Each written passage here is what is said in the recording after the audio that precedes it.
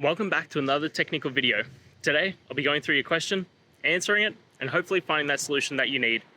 Guys, remember to stay just a little bit crazy, just like me, and hopefully find that resolution you're looking for. Now, let's continue on to the video.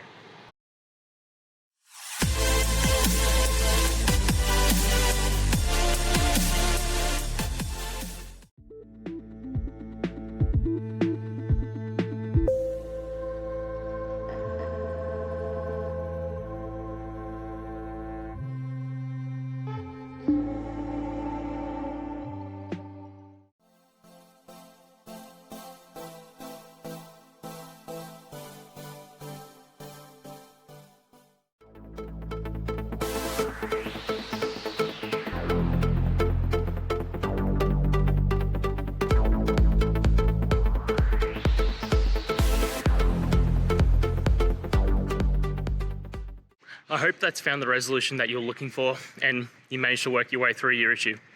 Please, if it did help, hit subscribe. I'd really appreciate it.